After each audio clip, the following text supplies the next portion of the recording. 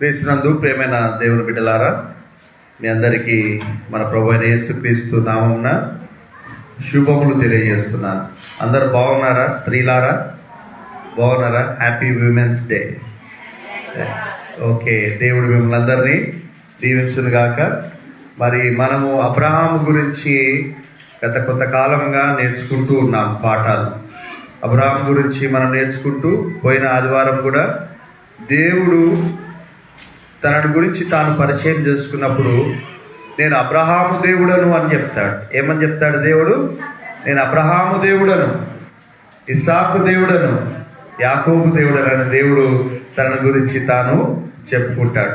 అదే రీతిగా ఒక ప్రజను నాశనం చేయాలనుకున్నప్పుడు నువ్వు అబ్రహాముతో ఏం ప్రమాణం చేసినావు అని ఎవరైనా అడిగితే వెంటనే దేవుడు జ్ఞాపకం చేసుకొని ఆ ప్రజలందరినీ కూడా కాపాడినట్టుగా దేవుని వాక్యంలో మనం చూస్తున్నాం. కనుక ప్రతి గ్రంథములో దాదాపుగా ప్రతి గ్రంథంలో అబ్రహాము పేరు లిఖించబడటానికి గల కారణం ఏంటంటే అబ్రహాము దేవుని మాటను నమ్మాడు, దేవుని మాటను విన్నాడు, అబ్రహాము దేవునికి లోబడ్డాడు. కనుకనే అబ్రహామును దేవుడు అంతగా ఆశీర్వదించాడు. నీ ద్వారా ఈ లోకంలో ఉన్నటువంటి ప్రతి జనాంగము ఆశీర్వదింపబడుతుంది. నిన్ను ఆశీర్వదించు వారిని నేను ఆశీర్వదిస్తాను, నిన్ను దీవించు వారిని, నేను శపించు వారిని నేను శపిస్తాను అని దేవుడు అంత మాటను దేవుడు అబ్రహాముతో అన్నాడు. దేవుడు ఏమన్నా అంతా కూడా అబ్రహాము ద్వారా అందరూ కూడా ఆశీర్వదింపబడటకు అబ్రహాము కారకుడయ్యాడు. కేవలం కారణం ఏంటంటే దేవుని మాటను విన్నాడు, దేవునికి లోబడ్డాడు, దేవునికి విధేయుడైనాడు. అతడు ఎక్కడికి వెళ్ళవలనో తెలియకయే బయలుదేరాడు. అది గొప్ప విషయం. అదే రీతిగా దేవుని బిడ్డలారా, అబ్రహాము తన కుమారుడైనటువంటి ఇస్సాకును బలిగా ఇవ్వటానికి వెనుక తీయలేదు. వెంటనే దేవుడు అడగగానే, ఎందుకు ప్రభువా నువ్వు నాకు వాగ్దానం చేసినావు కదా అని ఎదురు మాట్లాడకుండా దేవుడు చెప్పినాడు గనక బయలుదేరాడు. దేవుడు చెప్పినాడు గనక బలి ఇవ్వటానికి అతడు బయలుదేరాడు. దేవునికి స్తోత్రం, హల్లెలూయా. మరి ఈ దినంన విమెన్స్ డే సందర్భంగా నేను దినమున అందరూ సెలబ్రేట్ చేసుకున్నారు, అందరూ విష్ చేసుకున్నారు, అందరికి ఒకరికొకరు చేశారు. నేనైతే ఎవరికి చేయలేదు. చాలామంది అమ్మగారికి చేస్తుంటే అందరు చేస్తున్నారు కదా, అందరు చేస్తున్నారు, చాలామంది చేసారు అని అమ్మగారు చెప్తుంది. కానీ నేను చేయలే అమ్మగారికి. ఆఖరికి చేయకపోతే సాయంత్రం అలిగింది అమ్మగారు. అందరు చెప్తున్నారు, నువ్వు ఒక్కరిని చెప్పలేదంటే నేను అట్లా అనుకుంటలేను. అసలు వాస్తవానికి నేనేమనుకుంటా, అందరు చెప్తున్నారు అట్లా అనుకుంటున్నా. కానీ మీ అందరికీ ఏమంటారు,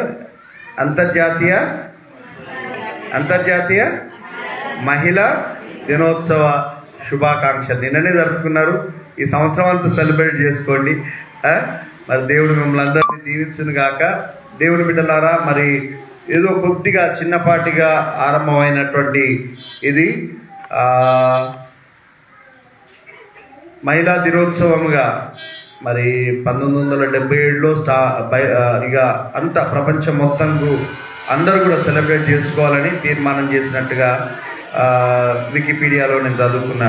అయితే దేవుని బిడ్డలారా, మరి మహిళలు చాలామంది అనేక బాధలు, గృహహింస ఉంటుంది, లేకపోతే వారి హక్కులు వాళ్ళకు ఉండవు, ఇంకా ఎన్నెన్నో ఉంటాయి. కనుక ఒక దినాన్ని మనం చేసుకోవాలా, మరి దాన్ని నిర్ణయించుకోవాలా, మన కొరకు మనం పోరాడుకోవాలా, మన కొరకు మనం నిర్ణయించుకోవాలని సదుద్దేశంతో వారు దీన్ని ఏర్పాటు చేశారు. అయితే దేవుని బిడ్డలారా, ఈ దినమున మరి అబ్రహాము గురించి కొద్దిగా అంటే వచ్చే వారానికి పోస్ట్ పోన్ చేసుకొని ఈరోజు మహిళల గురించి మనం మాట్లాడుతున్నాం.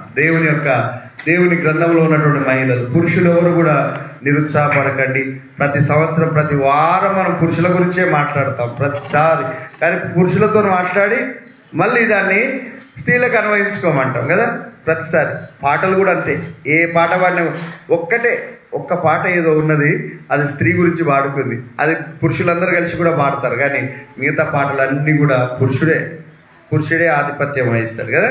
కాబట్టి దేవుని బిడ్డలారా, పురుషుని గురించి చెప్పినా స్త్రీ అన్వయించుకోవాలా, స్త్రీ గురించి చెప్పినా పురుషుడు అన్వయించుకోవాలి. మరి దేవుని వాక్యంలో ఈరోజు చదువుకున్నటువంటి భాగంలో, జ్ఞానవంతురాలు తన ఇల్లు కట్టును, మూఢురాలు తన చేతులతో తన ఇల్లును ఊడబెరుకుకొనును.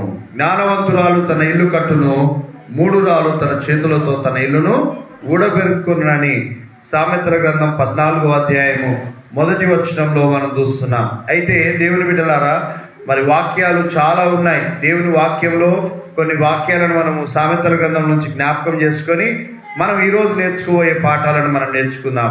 మరి యోగ్యురాలు తన పెరిమిటికి కిరీటము, సిగ్గు తెచ్చినది వాని ఎముకలకు కుళ్ళు. సిగ్గు తెచ్చేటువంటి ఒక స్త్రీ గనక ఒక పురుషునికి భార్యగా ఉంటే తన ఎముకలు అన్నీ కూడా కుళ్ళిపోతాయి.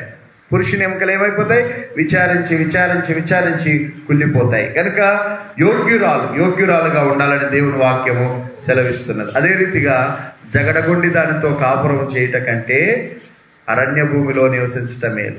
ఎలాంటి దానితో కాపురం చేయట కంటే, ఎవరైతే జగడగొండిగా ఉంటారో వాళ్ళతో కాపురం చేయట కంటే అరణ్య భూమిలో నివసించుట మేలు. అదే రీతిగా ఇంకా దేవుని వివేకము లేని సుందర స్త్రీ పంది ముక్కుననున్న బంగారు కమ్మి వంటిది. వివేకం లేనటువంటి సుందర స్త్రీ, అందంగా ఉంటే సరిపోదు, వివేచన కలిగి ఉండాలి, వివేకం కలిగి ఉండాలి. వివేకం లేకుండా అందంగా ఉన్నటువంటి ఆమె పంది ముక్కున ఉన్న బంగారు కమ్మి లాంటిదని దేవుని వాక్యము మనకు సెలవిస్తున్నది. అందుకే లాస్ట్గా చివరిగా ఏమనుందంటే, అందం మోసకరము, సౌందర్యం వ్యర్థము, యెహోవా యందు భయభక్తులు కలిగిన స్త్రీ కొనియాడబడును, చేసిన పనిని బట్టి అట్టి దానికి ప్రతిఫలం ఎదగును అని దేవుని వాక్యము మనకు సెలవిస్తుంది. కనుక అందం మోసకరము, సౌందర్యము వ్యర్థము. మనం చూడవలసినవి చూడాలా, చూడకూడదు. అంటే మనం ఏం చూస్తామంటే అందాన్ని చూస్తాం, ఎత్తును చూస్తాం, రూపాన్ని చూస్తాం, కానీ గుణాన్ని చూడం. కాబట్టి దేవుడు గుణాన్ని చూస్తాడు, హృదయాన్ని చూస్తాడు, అంతరంగాన్ని చూసేటువంటి దేవుడు. కనుక దేవుని బిడ్డలారా, దేవుని దృష్టిలో యోగ్యమైనటువంటి ప్రవర్తన కలిగి మీరు ఉండాలని దేవుడు జ్ఞాపకం చేస్తున్నాడు, మనందరికి కూడా జ్ఞాపకం చేస్తున్నాడు. అదే రీతిగా యవన స్త్రీలు కొండెకత్తలుగా ఉండకూడదు. ఏమి చెప్పొద్దమ్మా ఆడోళ్ళు? స్త్రీలు అందరు, చాలా వరకు స్త్రీలు బాగా కొండాలు చెప్తారు. పురుషుల కంటే ఎక్కువ కొండాలు ఎవరు చెప్తారు? ఆడోళ్ళే చెప్తారు. ఒకరింటికి వెళ్ళి ఒకరితో ఒకరు కొండాలు చెప్తారు. ఆ కొండాల ద్వారా ఏమవుతుందంటే లేని వార్తలు పుడతాయి, ఉన్న వార్తలు పోను, లేని వార్తలు పుట్టి ఎంతో ప్రమాదాలను మనం ఎదుర్కొంటాం. కనుక ఒకరి నుంచి ఒకరికి పోయే వరకు మాటలు చాలా ఎక్కువ తీవ్రంగా అయిపోతాయి. ఒకరి నుంచి ఒకరికి చెవుల. ఇప్పుడు మన సౌమ్య ఇప్పుడు వేదికకు ఒక మాట చెప్పింది అనుకోండి, చెప్పగానే వేదిక తీసుకుపోయి వైష్ణవికి చెప్పింది, వైష్ణవి తీసుకుపోయి ఈమె పవిత్రకి చెప్పింది, పవిత్ర తీసుకుపోయి రెక్స్కి చెప్పింది, శైలుకి చెప్పింది. శైలుకి వచ్చే వరకు అసలు ఆమె రాదు అంటే ఈమె ఏదో చెడ్డమాట కూడా అనొచ్చు, చెప్పలేదు. అంటే ఒక్క విషయం చెప్తే అది అర్థం కాక అది ఎక్కడి దాకా ఒకరొకరు యాడ్ చేసుకుంటూ ఆ మాటలన్నీ కూడా ఏవైతే అంటే పెద్ద తీవ్రమైనటువంటి ప్రమాదాన్ని తీసుకొని వస్తాయి. కనుక స్త్రీలు కొండగత్తలుగా ఉండకూడదు అని దేవుని వాక్యం చెప్తుంది. కొండగత్తలుగా ఉండకూడదు. సాధువైనటువంటి గుణము, మృదువైనటువంటి మాటలు మాట్లాడాలి, మృదువుగా మాట్లాడుట ఎంత మంచిది కదా. మృదువైన మాట క్రోధమును చల్లార్చును, నొప్పించు మాట కోపమును రేపుతుందని వాక్యం చెప్తుంది. కనుక దేవుని బిడ్డలారా, మరి స్త్రీలారా, మరి ఈ సందర్భంగా దేవుడు మీతో మాట్లాడింది ఏంటంటే, జగడగొండిదాలతో కాపురం జగడగొండుగా ఉండకూడదు. దేవుని యందు భయభక్తుల వారుగా ఉండాలా, మరి మంచి ప్రవర్తన కలిగి ఉండాలా, తర్వాత యోగ్యురాలుగా ఉండాలా అని దేవుడు మనందరికీ కూడా జ్ఞాపకం చేస్తున్నాడు. యోగ్యురాలుగా ఉండాలన్నప్పుడు యోగ్యునిగా ఉండాలని పురుషుడు అనుకోవాలా, జ్ఞానవంతురాలుగా ఉండాలి అన్నప్పుడు జ్ఞానం గలవాడుగా ఉండాలి అని పురుషుడు అనుకోవాలి. కనుక దేవుని బిడ్డలారా, మరి ఈ రీతిగా మనం ఉండాలని దేవుడు మనకు జ్ఞాపకం చేస్తున్నాడు. మరి బైబిల్ గ్రంథంలో చూస్తే అనేక మంది చెడ్డ స్త్రీలు ఉన్నారు, అనేక మంది మంచి స్త్రీలు ఉన్నారు. మరి చెడ్డ స్త్రీలు ఉన్నారు, మంచి స్త్రీలు ఉన్నారు. మరి వాళ్ళ నుంచి పాఠాలు నేర్చుకోవాలా, మంచి వాళ్ళ నుంచి పాఠాలు నేర్చుకోవాలా, చెడ్డ వాళ్ళ నుంచి పాఠాలు నేర్చుకోవాలా, మంచి వాళ్ళ నుంచి మనం పాఠాలు నేర్చుకొని మంచిగా ఉండటానికి మనం నేర్చుకోవాలి. ఎట్లా నేర్చుకోవాలా? మంచిగా ఉండటానికి నేర్చుకోవాలి. ఒకవేళ ఎవరైనా చెడు మార్గంలో ఉన్నట్లయితే, దేవునికి ఇష్టం లేనటువంటి మార్గంలో ఉన్నట్టయితే సరి చేసుకోవాలి. ఏం చేసుకోవాలా? సరి చేసుకోవాలి. ఎప్పుడైతే సరి చేసుకుంటారో అప్పుడు ఆశీర్వాదాలు, దీవెనలు మనకు వస్తాయి. దేవుడు వాక్యంలో మనం అనేకులు సరి చేసుకున్నటువంటి వాళ్ళని మనం చూస్తాం. చెడు మార్గంలో ఉండి చెడ్డ క్రియలు చేస్తూ దేవునికి వ్యతిరేకంగా ఉన్నటువంటి వారు ఎప్పుడైతే వారి జీవితాలను మార్చుకున్నారో, ఎప్పుడైతే దేవునికి అనుకూలంగా వారు తిరిగారో, దేవుని తట్టు తిరిగారో, అప్పుడు దేవుడు వారి తట్టు తిరిగి వారందరినీ దేవుడు ఆశీర్వదించినట్టుగా దేవుని వాక్యంలో మనం చూడగలుగుతాం. దేవుని బిడ్డలారా, తల్లులు ఎంత ప్రాధాన్యత, తల్లులు ఒక తల్లిగా ఉండటం. ఒక స్త్రీ ఎట్లా ఉంటుంది? ఒక తల్లిగా ఉంటుంది, ఒక చెల్లెగా ఉంటుంది, ఒక అక్కగా ఉంటుంది, ఒక భార్యగా ఉంటుంది. ఎన్నో పనులు, ఎంతో భారము ఆ కుటుంబంలో ఆమె మీద ఉంటుంది. తల్లి కుటుంబంలో స్త్రీ లేకపోతే ఆ ఇల్లంతా కూడా ఎంత భయంకరంగా ఉంటుంది కదా. తల్లి లేకుండా ఉన్న ఆ కుటుంబంలో ఒక స్త్రీ లేకుండా ఉంటే ఆ కుటుంబం అంతా కూడా చెల్లాచెదురు అయిపోతుంది. పురుషుడు లేకుండా ఏం కాదు, స్త్రీ లేకుండా ఉంటే పురుషుడు ఉండాలా, పురుషుడు లేకున్నా కూడా స్త్రీ ఉంటే ఆ ఇల్లు ఎంతో బాగా ఉంటుంది. కాబట్టి దేవుని బిడ్డలారా, స్త్రీలు చాలా విలువైనటువంటి వారు, చాలా గనులైనటువంటి వారు. బైబిల్లో మనం చూస్తే గనులైనటువంటి స్త్రీలు ఉన్నారు. అమ్మా, గనురాలైనటువంటి షూనేమీరాలు మనం చూడగలుగుతాం. ఆమె ప్రవక్త కొరకు ఏం చేసిందంటే ఒక గదినే కట్టింది. దేవుని సేవకుని కొరకు ఏం చేసింది? వాళ్ళ ఇంటి పైన ఒక గదిని కట్టింది, దీపం పెట్టింది, ఒక టేబుల్ పెట్టింది, ఒక మంచం పెట్టింది. ఆ సేవకుడు ఎప్పుడైతే అక్కడికి వస్తాడో, నాకు ఎక్కడ ఉండాలా, ఏ చెట్టు కింద ఉండాలి అని అనుకోకుండా ఇక్కడ నాకు ఆశ్రయం దొరుకుతుందని ఆ ఇంటిలో అతడు సేద తీరటానికి, భోజనం చేసుకోవటానికి, ప్రార్థించుకోవటానికి ఆ షూనేమీరాలు ఆయనకు ఏమిచ్చిందంటే ఆ ఇంటిలో ప్లేస్ ఇచ్చింది. కాబట్టి ఆమె దానికి తగినటువంటి ప్రతిఫలాన్ని ఆమె పొందుకున్నది. అయితే దేవుని బిడ్డలారా, ఈరోజు మనము స్త్రీల గురించి నేర్చుకుందాం. దాంట్లో చాలా మంది ఉన్నారు. అయితే ఒక్కొక్కరి గురించి క్లుప్తంగానే మనము వివరించుకుందాం. ఈరోజు చెడ్డ స్త్రీల గురించి నేర్చుకుందాం. ఫస్ట్ దేని గురించి నేర్చుకుందాం? చెడు స్త్రీల గురించి నేర్చుకుంటూ మనము మంచిగా ఉండటానికి మనం నేర్చుకుందాం. దేవుని బిడ్డలారా, మరి మొట్టమొదటి స్త్రీ ఎవరనగా లోతు భార్య. ఎవరు ఆమె? లోతు యొక్క భార్య. లోతు సొదొమ గొమొర్రా ప్రాంతాలను ఎన్నిక చేసుకొని అవి దేవుని తోట వల్లే ఉండటము చూశాడు. కానీ అక్కడ ఉన్నటువంటి ప్రజలు దుర్మార్గులు, మిక్కిలి దుర్మార్గులు, దుష్టులను, పాపులనే ఉన్నారు. దేవుని దృష్టిలో పాపులై ఉన్నారు. అయితే దేవుని బిడ్డలారా, ఆ ప్రాంతాన్ని దేవుడు నాశనం చేయాలనుకున్నప్పుడు మరి లోతు యొక్క అల్లులకు లోతు చెప్పాడు, మీ అల్లులకు కూడా చెప్పు, మీ అల్లులను కూడా తోడుకొని రండి అంటే, మరి లోతు చెప్పినప్పుడు దేవుని బిడ్డలారా, లోతు అల్లులకు ఎగతాళి లెక్క ఉందంట. ఈ లోకమంతా ఎందుకు నాశనం అయిపోతుంది, మా సొదొమ ప్రాంతాలు ఎందుకు నాశనం అయిపోతాయని ఎగతాళి చేశారు వాళ్ళు. కానీ నెక్స్ట్ డే అగ్ని గంధకములు దాని మీద పడి నాశనం అయిపోయాయి. దేవుడు ఏమన్నాడంటే, మీరు ఇక్కడ నుంచి పారిపోవాలా, వెనక తట్టు మీరు చూడకూడదు, మీరు ముందుకు పరిగెత్తాలంటే వాళ్ళు ఆలస్యం చేస్తారు, వారు నిర్లక్ష్యంగా మాట్లాడతారు, ఇన్ని చేసినప్పుడు మీరు వెళ్ళండి, పరిగెత్తండి, ఈ అగ్ని మిమ్మల్ని కాల్చకుండా మీరు పరిగెత్తండి. పరిగెత్తుతుంటే ముందు పరిగెత్తుతా ఉంది. లోతు భార్య ఏం చేస్తుందమ్మా? పరిగెత్తుతుంది. దేవుడు చెప్పినట్టు వినాలి, దేవుడు చెప్పినట్టు లోబడాలి. దేవుడి మాట వినకపోతే వారు ఎంతటి వారైనా సరే దేవుడు వాళ్ళని పక్కన పెట్టేస్తాడు. మోషేను దేవుడు ఏం చేశాడు? నువ్వు చాలు. మోషేను ఏమన్నాడు? నువ్వు రాయితో మాట్లాడమంటే నువ్వు రాతిని కొట్టావు కనుక నువ్వు నాకు అవసరం లేదు. ఇక నువ్వు ఇన్ని లక్షల మంది నడిపించావు, కానీ నాకు అవిధేయుడవైనావు గనక అవసరం లేదు. అట్లనే దేవుని బిడ్డలారా, దేవుడు వెనక తట్టు చూడొద్దు అన్నాడు, మీరు ముందుకు పరిగెత్తండి అన్నాడు. పరిగెత్తుతుంటే లోతు భార్య ముందే పరిగెత్తుతున్నది, కానీ ఆయన వెనకాలంగా ఏం చేసింది? వెనకకు చూసింది. ఆయన ఇక్కడ ఆదికాండము 19వ అధ్యాయం 26వ వచనం. అమ్మా, అతని వెనక నుండి తిరిగి చూచి ఉప్పు స్తంభమాయెను. దేవుని బిడ్డలారా, ఇది చూడండి, ఘోరం. ఏంటంటే దేవుడు చెప్పినట్టుగా విననటువంటి స్త్రీని ఇక్కడ చూస్తున్నాం. దేవుని మాటకు లోబడినటువంటి స్త్రీగా లోతు భార్య మనకు కనబడుతుంది. ఆమె వెనక తట్టు తిరిగి చూసి ఏం లాభం, ఏమొచ్చింది? దేవుడు చెప్పినట్టు వింటే మంచిగా ఉండు కదా, ఏం లాభం అమ్మా? ఆ అగ్నిగంధకాలను చూడబోయిందా? ఆ పశువులను చూడబోయిందా? లేకపోతే తనకు ఆస్తిపాస్తులను చూడబోయింది? ఎందుకు చూడాలా? దేవుడు వద్దన్నప్పుడు నువ్వు ఎందుకు చూడాలి?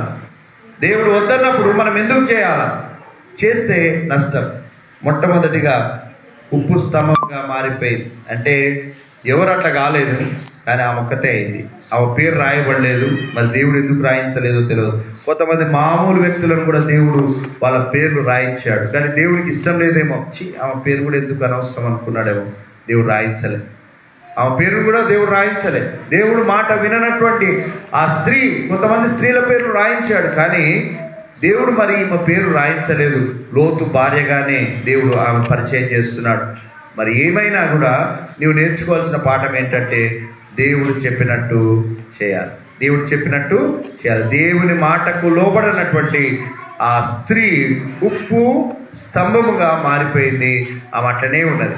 ఉప్పు స్తంభంగా మారిపోయి దేనికి పనికిరానిదిగా ఆమె అయిపోయింది. కనుక దేవుని బిడ్డలారా, దేవుని మాటకు లోబడాలి. ఆమె విడిపింపబడ్డది, బయటకు వచ్చింది. అగ్నిగంధకాల నుంచి బయటపడ్డా కూడా అక్కడ కూడా తప్పించుకోలేకపోయింది. కారణం ఏంటంటే అవిధేయత. కారణం ఏంటమ్మా? అవిధేయత, మాట వినకపోవటము. ఇశ్రాయేలు ప్రజలకు ఉన్నటువంటి గుణమే ఈ యొక్క లోతు భార్యకు ఉన్నట్టుగా వాక్యంలో మనం చూస్తున్నాం. తర్వాత చాలా మంది ఉన్నారు, చాలా మందిని మనం చూడగలుగుతాము. దాంట్లో మరి యెజబేలు కూడా ఉన్నది. అంటే నేను లైన్గా చెప్పటం లేదు, ఎక్కడ అంటే ఒక వరుస క్రమంలో కాకుండా స్త్రీల గురించి నేను మాట్లాడుతున్నాం. యెజబేలు ఎవరమ్మా? యెజబేలు ఎవరి? యెజబేలు ఆహాబు యొక్క భార్య, రాజైనటువంటి ఆహాబు యొక్క భార్య. ఈ ఆహాబు యొక్క భార్య బహు భయంకరమైనటువంటి వ్యక్తి. అంత భయంకరమైనటువంటి వ్యక్తులు కొంతమంది ఉన్నారు. దాంట్లో భయంకరస్తురాల్లో ఈమె ఒక భయంకరస్తురాలు. అలాంటి భయంకరులు మరి మనలో ఎవరు లేరు, కానీ ఒకవేళ అలాంటి లక్షణాలు ఏమైనా ఉంటే వాటిని తీసేసుకోవాలి. అలాంటి లక్షణాలు ఏమైనా కనబడితే వాటిని ఏం చేసుకోవాలా?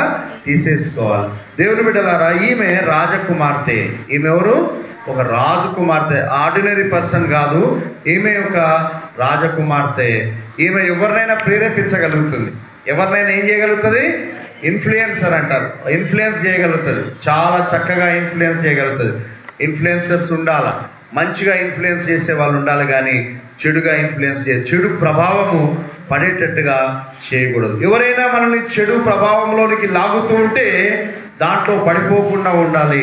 కానీ ఆహాబుకున్నటువంటి ఒక గొప్ప గుణలక్షణం ఏంటంటే మూతి ముడుచుకుంటాం. తెలుసా? ఎట్లా ముడుచుకుంటారో తెలుసా? మగవాళ్ళు ముడుచుకుంటారా, ఆడవాళ్ళు ముడుచుకుంటారా? మామూలుగా ఆడవాళ్ళు ముడుచుకుంటారు. కానీ ఆహాబుకున్నటువంటి లక్షణం ఏంటంటే మూతి ముడుచుకుంటాడు. నువ్వు బెన్హదదును ఎందుకు విడిచిపెట్టావు? నువ్వు విడిచిపెట్టావు కదా అని ఒక ప్రవక్త వచ్చి మాట్లాడగానే సరి చేసుకోకుండా మూతిని ముడుచుకున్నాడు. ఏమని చేశాడు? మూతిని ముడుచుకున్నాడు. అదే రీతిగా దేవుని బిడ్డలారా, ఒక ప్రవక్త కాదు, నాబోతు అనేటువంటి ఆయన ద్రాక్ష తోట ఒకటి ఉంటే ఆ ద్రాక్ష తోటను ఆహాబు అడిగాడు, అయ్యా నువ్వు ద్రాక్ష తోట అడుగుతున్నావు, కానీ ఈ ద్రాక్ష తోట మా పిత్రార్జితము, నేను దీన్ని అమ్మను, ఇది అమ్మకూడదు అని చెప్పినప్పుడు రాజు సరే మంచిది, నా బంగ్లా ఆనుకొని ఉంది, నా పురమును ఆనుకొని ఉంది కాబట్టి నేను అడిగినానులే, ఏం కాదులే అంటే అయిపోయేది. ఇంకొక ద్రాక్ష తోట వేసుకోవచ్చు. కానీ వచ్చి మూతి ముడుచుకున్నాడు. ఏం చేశాడమ్మా? మూతి ముడుచుకున్నాడు. మూతి ముడుచుకుంటే భార్య ఏం చేయాలా? ఏమవుతుందిలే సర్ది చెప్పాలా. రైట్, వెరీ గుడ్ సంధ్య, నువ్వు అట్లనే చెప్పాలా. అర్థమైందా? నీకు పెళ్ళైన తర్వాత నీ భర్త నువ్వేం చెప్పాలా? సర్ది చెప్పాలా. వేరే ప్లాన్స్ వేయకూడదు. ఇన్ఫ్లుయెన్స్ ఎట్లా చేయాలంటే చెడుగా ఇన్ఫ్లుయెన్స్ చేయకూడదు. ఆడవాళ్ళు కొంతమంది బాగా ఉంటారు, వెనకాల మాటలు బాగా అంటే నేర్పించి మొగోళ్ళు చెడిపోయేటట్టు చేస్తారు. మొగోళ్ళు జైలుకు పోయేటట్టు చేస్తారు. వాడు కొట్టాడు, వాడు కొడితే నువ్వు ఊకుంటావు, వాడు తిడితే నువ్వు ఊకుంటావా? నాడు వాడిని చంపాలి, ఎదగేయాలి, ఇది చేయాలని ఆడవాళ్ళు రెచ్చగొడతారు. వీళ్ళు గమ్మున ఉంటారు. మొగోడు ఏం చేస్తాడు? పోతాడు, రెచ్చగొట్టే మాటలు వినిపోయి వాడు నాశనం అయిపోతాడు. అదే ఈ యొక్క ఆహాబునకు జరిగింది. దేవుని బిడ్డలారా, ఆహాబుని గురించి దేవుని వాక్యంలో చెప్పబడినటువంటి మాట ఏంటంటే, రాజుల మొదటి గ్రంథము 21వ అధ్యాయం 25వ వచనాన్ని చదవండి. రాజుల మొదటి గ్రంథము 21వ అధ్యాయం 25వ వచనం. తన భార్య అయిన యెజబేలు ప్రేరేపణ చేత యెహోవా దృష్టికి కీడు చేయ తన్ను తాను అమ్ముకొనిన ఆహాబు వంటి వాడు ఎవడునూ లేడు. దేవుని బిడ్డలారా, ఏమని చెప్తుంది వాక్యము? ఆహాబు దేవుని దృష్టిలో చాలా దేవునికే కీడు చేసినటువంటి వాడు ఆహాబు. ఎవరి ప్రేరేపణ చేత? తన భార్య అయిన యెజబేలు యొక్క ప్రేరేపణ చేత. అంటే భార్య మాటను జవదాటనటువంటి వాళ్ళు ఉంటారు, కానీ దేవునికి కీడు చేస్తున్నాడు. ఆహాబు ఏం చేశాడు? అలాంటి వాడు ఒకడు కూడా లేడంట. ఇంకెవరు లేడు, ఆ రాజులలో ఎవరు కూడా లేరు. అంతమంది రాజులుంటే ఆ రాజులో భార్య మాట, ఏ మాట చెప్తే ఆ మాట వింటున్నాడు, ఎట్లా చెప్తే అట్లా చేస్తున్నాడు. మరి యెజబేలు బహు దుర్మార్గురాలైనటువంటి ఆమెను గురించి ఏమని వాక్యంలో రాయబడిందంటే, మన రాజులు 2వ గ్రంథము 9వ అధ్యాయం 30 వచనం, శాపగ్రస్తురాలైన రాజకుమార్తె. ఆమె గురించి ఏమని రాయబడింది? శాపగ్రస్తురాలని రాయబడింది. మరి 2వ రాజుల గ్రంథం 9వ అధ్యాయం 7వ వచనంలో ఏమని రాయబడిందంటే, దేవుని సేవకులైన ప్రవక్తలను అనేకులను ఆమె హతం చేసిందమ్మా. ఏం చేసింది? ఎవరిని చంపేసింది? దేవుని సేవకులైనటువంటి వారిని హతం చేసింది. దేవుని బిడ్డలారా, మరి దేవుని సేవకులైనటువంటి వారిని, ప్రవక్తలను చాలా మందిని చంపించింది. బయలుదేవత ఆరాధనను ప్రేరేపించింది. అంటే దేవుని పేరే ఉండకుండా చేయాలనుకుంది. ఏలియాను కూడా రేపు ఇప్పటి వరకు నీ ప్రాణం నీలో ఉండకుండా చేస్తా అంటే, అంతవరకు ధైర్యంగా ఉన్నటువంటి ఏలియా గుండెల దడదడని పారిపోతున్నాడు. ఏలియా ఉరుమేటువంటి ప్రవక్త. ఏలియా మాట్లాడితే గడగడలాడిపోవాల. ఏలియా మాట్లాడితే అగ్ని గంధకాలు పైన దిగొచ్చాయి. కానీ ఒక స్త్రీ బెదిరిస్తే ఏలియా కూడా బెదిరిపోయాడు. చూసారా ఎంత పవర్ఫుల్ ఆమె?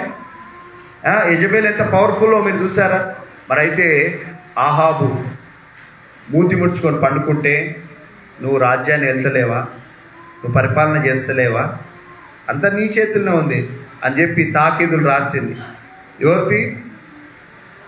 నాబోతు యొక్క ఊళ్ళో ఉన్నటువంటి అక్కడ అధికారులకు, సహస్రాధిపతులకు అందరికీ రాసి ఏం చేసిందంటే, పనికిమాలిన 2 మనుషులను పెట్టేసేయి, పనికిమాలిన 2 మనుషులను సాక్ష్యంగా పెట్టేసి ఎట్లా ఇన్ఫ్లుయెన్స్ చేస్తారు, దేవుణ్ణి రాజును దూషించినట్టుగా చెప్పి ఏం చేయాలంటే అతని రాళ్లతో కొట్టి చంపేయాలి. రాళ్లతో కొట్టి చంపేయాలంటే అట్లనే పనికిమాలిన 2 మనుషులు సమాజం నుంచి లేచారు. చాలా మంది పనికిమాలిన సాక్ష్యాలు చెప్తారు కదా. పనికిమాలిన సాక్ష్యాలు అంటే డబ్బు తీసుకొని ఒట్టు, నేను చూసిన, పొడుస్తుంటే చూసిన, కొడితే చూస్తున్నా అని అబద్ధాలు చెప్తారు. ఇలాంటి వాళ్ళని పనికిమాలిన వాళ్ళని బైబిల్ చెప్తుంది. పనికిమాలిన సాక్ష్యాలు చెప్పించి వాళ్ళని ఏం చేశారంటే రాళ్లతో కొట్టి చంపేశారు. చంపేసినప్పుడు ఆమె ఏం చేశారంటే దాన్ని ఆక్యుపై చేసుకోవాలని వాళ్ళిద్దరు దాంట్లో పోయినప్పుడు దేవుడు ఆ తోటలోనికి తిష్బీయుడైన ఏలియాను పంపించి, సంతోషపడుతున్నారు కదా మీరు, నాబోతు రక్తం ఎక్కడైతే కుక్కలు నాకాయో మీ రక్తం కూడా అట్లనే కుక్కలు నాకుతాయి, మీరు జాగ్రత్త, మీ మాంసాన్ని కూడా కుక్కలు తింటాయని దేవుడు ఆ ప్రవక్త ద్వారా రాశాడు. అదే రీతిగా దేవుని బిడ్డలారా, భార్య మాట విన్నందువలన ఇన్ఫ్లుయెన్సర్స్గా ఉండాలా. భార్యలారా అంటే స్త్రీలారా, మీరు మంచిగా ఇన్ఫ్లుయెన్స్ చేయాలా, మంచిగా మాట్లాడాలా, మంచిగా సలహాలు ఇవ్వాలి మీ భర్తలకు. మీ భర్తలు ఉరుకుతుంటే కొట్లాటకు ఆపాల. మీరు చేయాల్సిన పని ఏందమ్మా, ఎవరైనా మీ భర్తనేమన్నా నిన్నేమన్నా నువ్వు ఓపిక కలిగి ఉండాలా. ఏం కలిగి ఉండాలా? ఓపిక కలిగి ఉండాలా. కానీ రెచ్చగొట్టేటువంటి వారుగా, కొట్లాటను ప్రేరేపించేటువంటి వారుగా మీరు ఉండకూడదని జ్ఞాపకం చేస్తున్నాడు దేవుడు.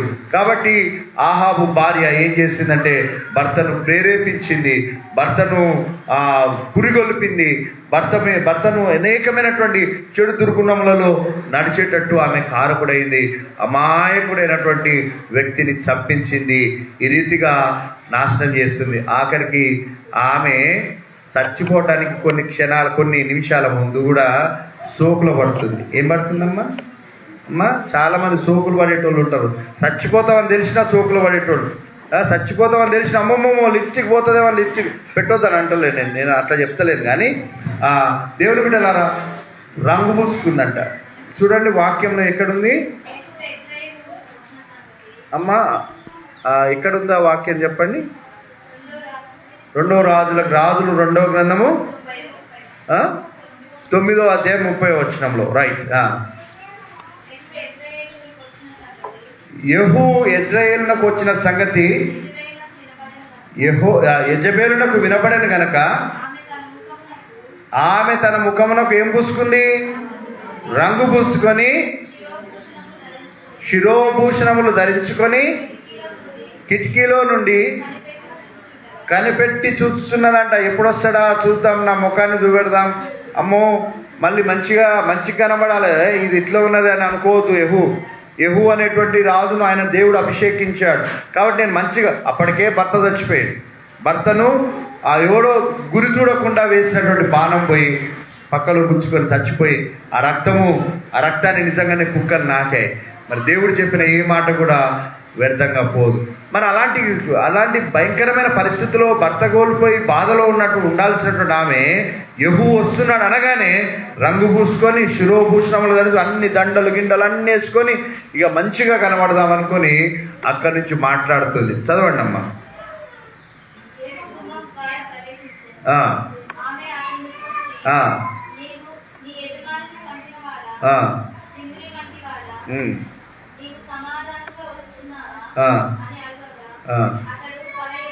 అతడు తల ఎత్తి కిటికీ తట్టు చూసి నా పక్షమందున్న వారు ఎవరని అడగగా 2-3 పరిచారకులు పైనుంచి తొంగి చూశారంట. దీనిని కింద పడద్రోయుడని అతడు చెప్పగా వారు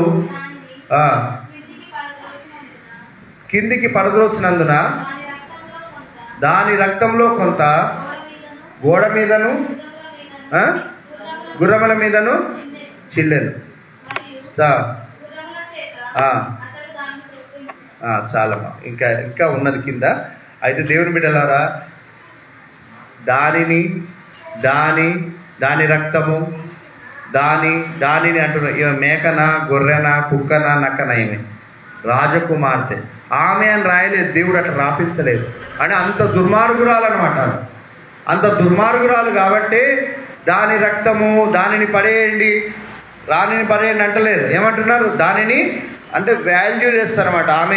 ఆమె విలువలేనటువంటిదిగా ఉన్నది దేవుని దృష్టిలో. కానీ అంత భయంకరంగా ఆమె ప్రవర్తించింది. దేవుని బిడ్డలారా, నీ ప్రవర్తనకు తగినటువంటి ప్రతిఫలాన్ని నువ్వు పొందుకుంటావు. యెజబేలు లాంటి స్వభావము మనలో ఉంటే జాగ్రత్తగా ఉండాలి. దేవుని బిడ్డలారా, ఆమె కింద పడద్రోయబడ్డప్పుడు ఆమె రక్తం కొద్దిగా గోడ మీద పడ్డది, గుర్రముల మీద పడ్డది, గుర్రాల చేత తొక్కించినది. అయినా యెహూ తర్వాత ఏం చేశాడో తెలుసా?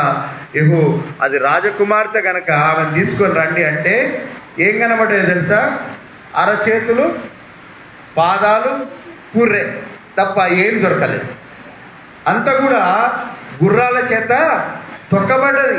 ఇక ఈ పేగులు కానీ, మాంసం కానీ, బొక్కలు కానీ ఏమీ దొరకలేదు. కేవలము అరచేతులు, పాదాలు, కుర్రె తప్ప ఏమీ దొరకలేదు. అంటే అంత నీచంగా చచ్చిపోయింది. అంత నీచమైనటువంటి చావును కొని తెచ్చుకోవడానికి కారణము ఏంటంటే ఆమె యొక్క దుష్ట ప్రవర్తన. కాబట్టి దేవుని బిడ్డలారా, యెజబేలు లాంటి స్వభావము మనలో ఉండకూడదు. యెజబేలు ఏం చేసిందంటే దేవుని ప్రవక్తలను తప్పింది. తనది కానటువంటి దాన్ని అన్యాయంగా దోచుకోవడానికి ప్రయత్నం చేసింది. ఈ రీతిగా భర్త చెడు మార్గంలో నడవడానికి భర్తను ఎంతగానో ప్రభావితం చేసింది. కాబట్టి ఆమె కూడా అలాంటి చావునే ఆమె పొందుకుంది. కాబట్టి ఏం నేర్చుకుంటున్నాం దీని ద్వారా అంటే, మనం ఎవరినైనా ఇన్ఫ్లుయెన్స్ చేస్తే మంచి కొరకు ఇన్ఫ్లుయెన్స్ చేయాలి, కానీ చెడు కొరకు వాళ్ళను ప్రభావితం చేయకూడదని మనం నేర్చుకుంటున్నాం. స్త్రీలారా, మీ కుటుంబంలో మీ బాధ్యత ఎంతో గొప్పది. పురుషుడికి కోపం వస్తుంది, పురుషుడికి అలగరు, కానీ ఇంకా ఏదైనా విషయాల్లో అలగొచ్చేమో చెప్పలేము. ఇంకా కొన్ని విషయాల్లో మదన పడుతుంటారు. ఇంకా ఎన్నో రీతిలుగా భావోద్వేగాలు మనుషులు వస్తుంటాయి. అలాంటి సమయంలో మీ ఓపికతో వాళ్ళని ఏం చేయాలంటే మంచి మార్గంలో నడపడానికి మీరు ప్రయత్నం చేయాలి, కానీ వారిని రెచ్చగొట్టేటువంటి వారుగా మీరు ఉండకూడదు. దేవుని బిడ్డలారా, చాలామంది, మొన్న ఒక హత్య జరిగింది సూర్యాపేటలో. ఎందుకు జరిగిందని అంటే అది సత్యమో కాదో తెలియదు, కానీ వాళ్ళ చంపినటువంటి వాళ్ళ నాయనమ్మ వాళ్ళని రెచ్చగొట్టినారా? ఊకనే ఊపుకుంటారా? ఆ పిల్లని వేసుకొని పోతే వాడు చేసుకుంటే మీరు ఉంటేనే ఊపుకుంటారా? సిగ్గు లేదురా మీకు? ఎట్లా ఊపుకుంటుర్రా మీరు? ఎట్లా అంటే వాళ్ళు పోయి చంపేసి ఇప్పుడు అందరు పోయి జైల్లో ఉంటాయి. కాబట్టి ఎట్లా ఇన్ఫ్లుయెన్స్ చేస్తారు? అది నిజమో కాదో తెలియదు, కానీ పేపర్లో అట్లా రాశారు, యూట్యూబ్లో అట్లా చెప్పారు. కాబట్టి దేవుని బిడ్డలారా, మరి మనము ఏం చేయాలంటే మంచి వారంగా మంచిగా కౌన్సిలింగ్ చేయాలి, మంచి మాటలు చెప్పాలా, మంచిగా ఉండాలి, కానీ మనం చెడు వాటిని ప్రభావితం చేయకూడదు. యెజబెల్ లెక్క అట్లా చేస్తే యెజబెల్ కుటుంబం అంతా కూడా నాశనం అయిపోయింది. అమ్మా, ఏమైపోయింది? యెజబెల్ కుటుంబం అంతా కూడా నాశనం అయిపోయింది. ఒక్కడు కూడా ఉండడు నీ కుటుంబంలో, ఒక్కడు కూడా నీకు బ్రతకడు. 70 మంది కుమారులు ఉంటే 70 మంది తలలు తీసేశారు, గంపలు పెట్టి దింపారు. అంటే ఈ రీతిగా కావడానికి, కుటుంబం కావడానికి ఏంటంటే కారణం ఏంటంటే తల్లిదండ్రులు. ఎవరమ్మా కారణము? తల్లి, తండ్రి. కాబట్టి తల్లిగా, తండ్రిగా మరి నీవు మరి ఏం చేస్తావు, ఎట్లా ఉంటున్నావో ఒకసారి జాగ్రత్తగా ఆలోచన చేయి. అదే రీతిగా యెజబెల్ యొక్క కుమారుడి గురించి ఏం రాయబడిందంటే, అతడు తన తల్లిదండ్రులు ఎట్లా నడుచుకున్నారో ఆ చెడు మార్గంలోనే అతడు నడిచినట్టుగా దేవుని వాక్యంలో మనం చూస్తున్నాం. చూడండి, యెజబెల్ చచ్చిపోయేటప్పుడు కూడా మేకప్ గురించి ఆలోచన చేస్తుంది. చచ్చిపోతుంది, ఇంకా ఒక అర్ధగంట అయితే చచ్చిపోతుంది, కానీ ఆమె ఆలోచన అంతా మేకప్ మీద ఉన్నది. కొంతమందికి అట్టే ఉంటుంది, ఏదో ఒక దాని మీద బాగా కేంద్రీకృతం అవుతుంది. ఎవరు చూడాలనుకుందో, ఏమనుకుందో, మంచిగా రంగు పూసుకొని శిరోభూషణములు ధరించుకొని చక్కగా చూస్తూ ఉన్నది. దేవుని బిడ్డలారా, అలాంటి స్వభావము మనలో ఉండకూడదు. తర్వాత ఇంకొక స్త్రీ గురించి మనం ఆలోచన చేస్తే, అతల్య. ఏ పేరమ్మా ఆమె పేరు? అతల్య. ఈమె దుర్మార్గురాలు. ఒక తల్లి గురించి చెప్తే ఏమన్నారు తెలుసా? ఒక రాజు మంచివాడుగా ఉన్నాడంటే అతని తల్లి యెరూషలేము కాపురస్తురాలని వాక్యంలో చెప్పబడుతుంది. అతని తల్లి ఎక్కడ కాపురస్తురాలు? యెరూషలేము కాపురస్తురాలు అని చెప్పబడ్డది. కానీ అతల్య ఆమె చాలా దుర్మార్గురాలు. దినవృత్తాంతముల గ్రంథంలోను, రాజుల గ్రంథంలోను మనం చూస్తాము. ఆమె చెడ్డగా ఎట్లా ప్రవర్తించాలో తన కొడుకుకు నేర్పిస్తూ వచ్చిందంట. దినవృత్తాంతములు 2వ గ్రంథము 22వ అధ్యాయం 3వ వచనం.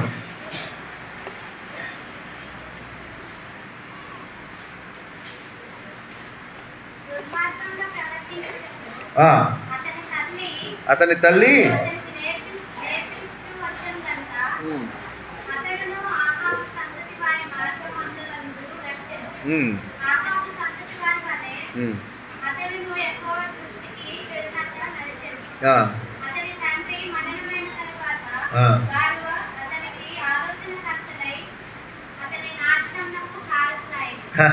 అతని నాశనమునకు ఎవరు కారకులేరంట?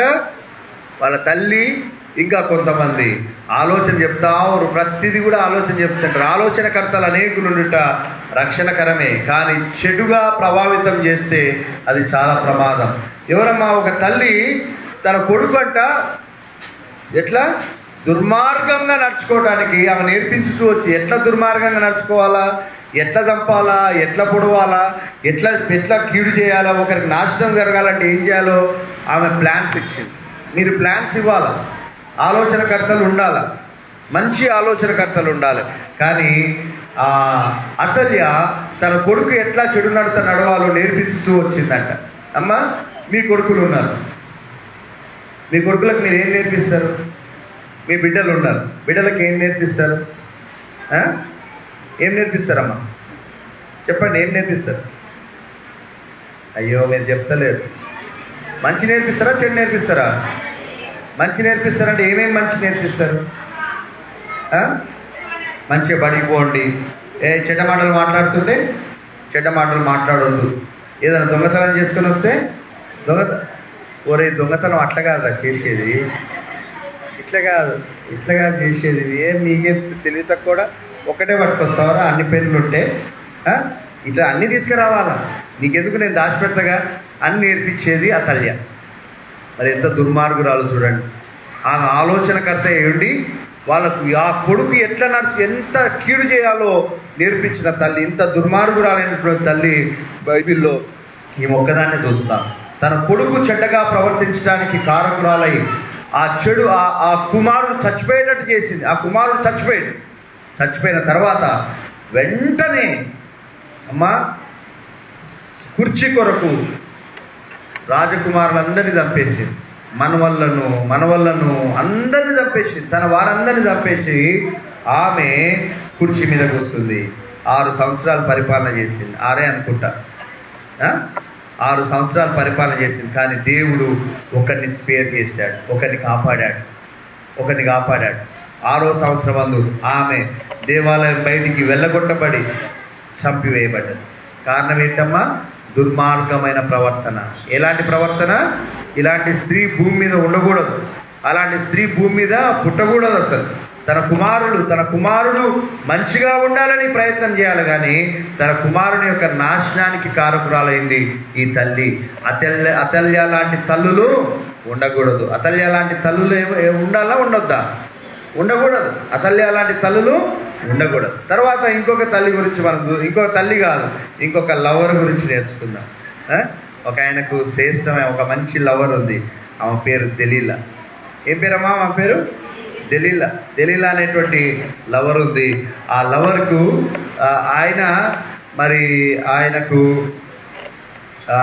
ఆయన బలాఢ్యుడైనటువంటి వ్యక్తి.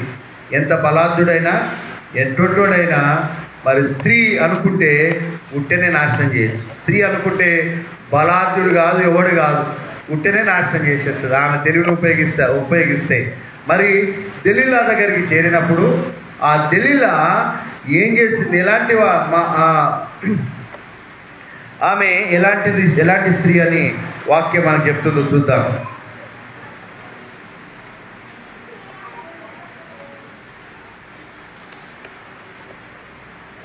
నీవు ఈ యొక్క మరి దెలీలా యొక్క ప్రియుడు ఎవరంటే సంసోను మహాబలాఢ్యుడు. మరి ఆమెను ఏం చేస్తున్నారంటే ఫిలిస్తీయుల సర్దారులు చేరి, నీవు సంసోను లాలన చేసి అతన్ని మాకు పట్టించాల, అతని బలం ఎక్కడుందో నువ్వు తెలుసుకోవాలా అని అన్నప్పుడు, మరి స్త్రీలు ఎట్లా ఉంటారు? ఈ దెలీలా లాంటి స్త్రీలు ఎట్లా ఉంటారంటే మాటల చేత బాధించేటువంటి వారు. అమ్మా, దేంతో బాధ పెడుతున్నారు? మాటల చేత బాధ పెట్టేటువంటి స్త్రీ ఈ దెలీలా. కాబట్టి ఒక స్త్రీగా మాటల చేత ధైర్యపరిచే వ్యక్తిగా ఉండాలా, మాటల చేత బలపరిచే వ్యక్తిగా ఉండాలి, కానీ మాటల చేత బాధపరిచేటువంటి వ్యక్తిగానే ఉండకూడదు అని దెలీలా మనకు నేర్పిస్తుంది. ఏం చేసింది? మాటల చేత సంసోనును బాధించింది, తొందర పెట్టింది. ఆ తొందర పెట్టడం ద్వారా సంసోను ఏం చేశాడంటే ప్రాణం విసిగిపోయేంతగా విసిగించేటువంటి స్త్రీలు ఉంటారు. దాంట్లో దెలీలా ఒకటి. ఆమె మాటల చేత బాధ పెట్టింది, తొందర పెట్టింది. సంసోను యొక్క ప్రాణాన్ని ఏం చేసిందమ్మా?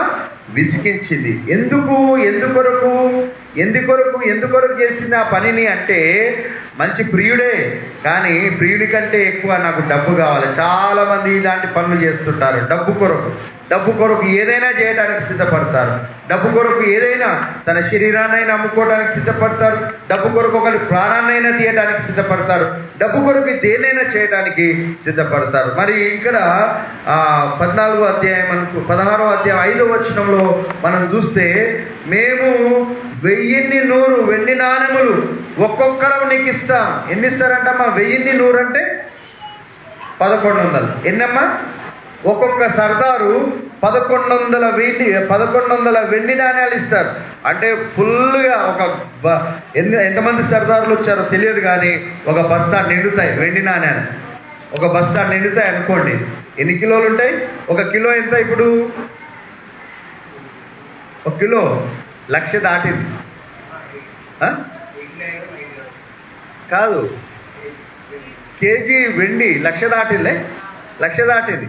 మరి 1 తులం బంగారం 89,000 ఎంతో ఉంది.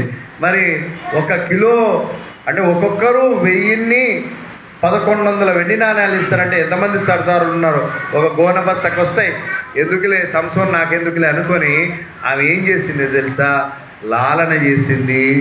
ఆ తర్వాత ఏం చేసిందంటే ఆమె తొడ మీద వండబెట్టుకుందంట. ఆమె మంచిగా వండబెట్టుకొని మంచిగా దువ్వింది, మంచిగా అన్ని చేసింది, గుండు కొట్టించింది. భర్తకి ఏం చేసింది? అమ్మ లవర్కి ఏం చేసిందమ్మా? మొత్తం గుండు కొట్టేసి ఇప్పుడు బాధిస్తుంది. ఇంకేం చేస్తుంది? బాధిస్తూ మళ్ళీ కూడా టెస్ట్ చేసింది. అందరు తెచ్చిరా లేదా? ఎప్పుడు పని మొదలుపెట్టింది? పని ఉట్టేనే మొదలు పెట్టలే. వాళ్ళు తెచ్చిర్రా తేలేదా? 18వ వచనంలో రూపాయలను చేత పట్టుకొని ఆమె యొద్దకు రాగా అప్పుడు మొదలుపెట్టింది పని. అది అంటే డబ్బుల కొరకు ఏదైనా చేయడానికి సిద్ధంగా ఉండేటువంటి స్త్రీ. దెలీలా అంత గొప్ప సంసోనును పడగొట్టింది.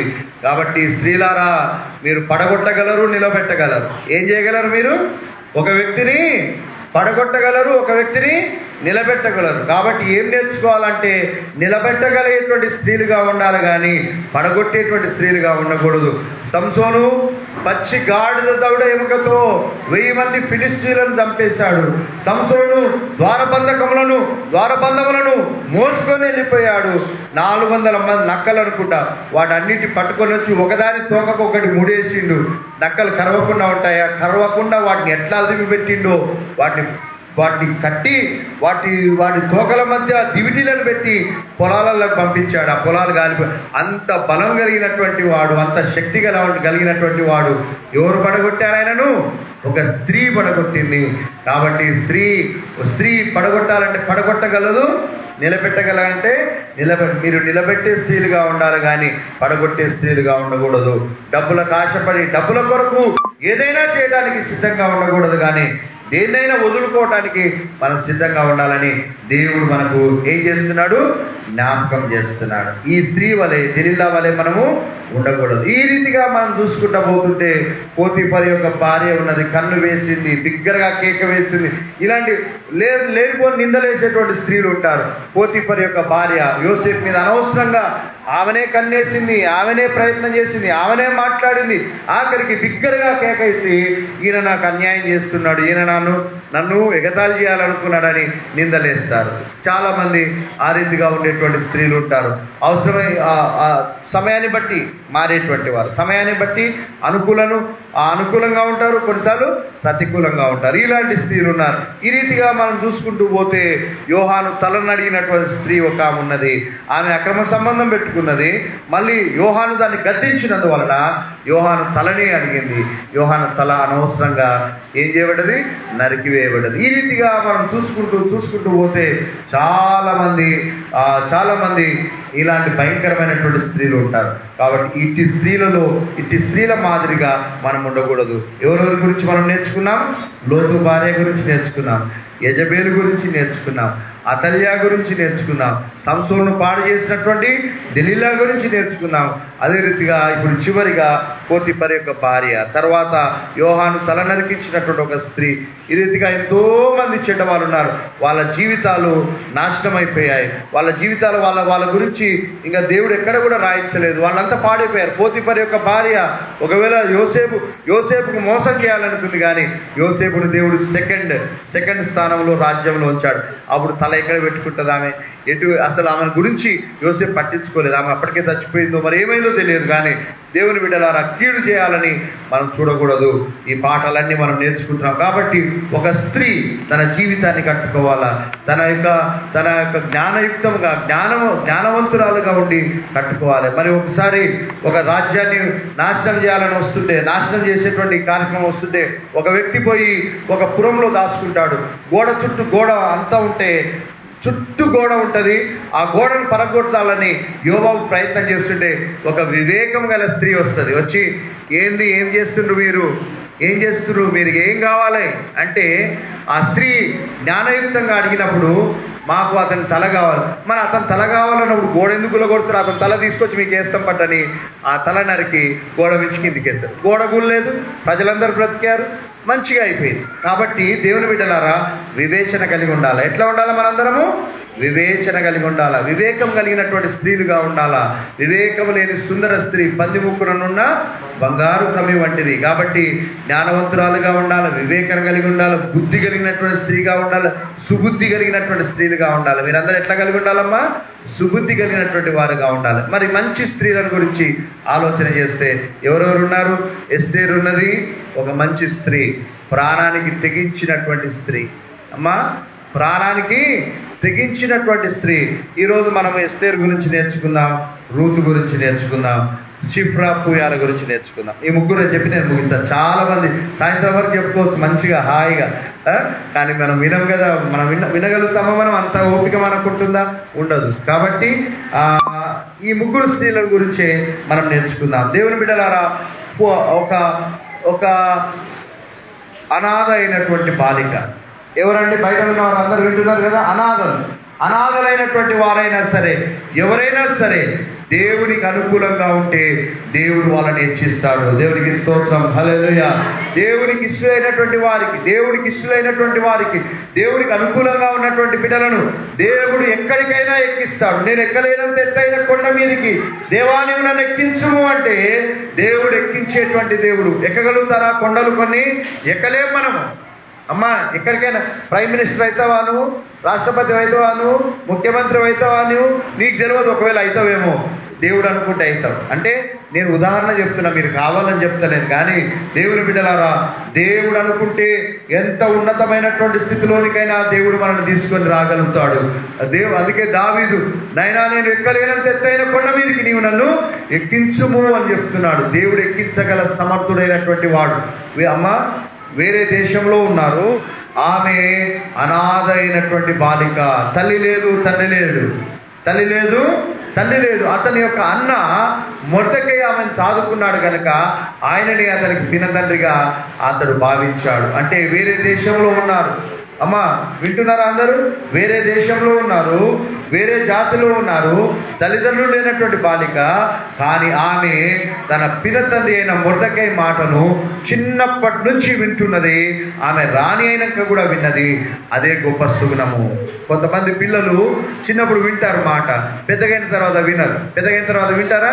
వినరు. ఎదురు తిరుగుతారు, తల్లిదండ్రులకు ఎదురు తిరుగుతారు, తల్లిదండ్రులను కొడుతూ ఉంటారు, తల్లిదండ్రులను హేళన చేస్తుంటారు, తల్లిదండ్రులకు అవిధేయులుగా ఉంటారు. కానీ ఎస్తేరులో అలాంటి గుణం లేదు. ఎస్తేరు ఎలాంటిదో తెలుసా?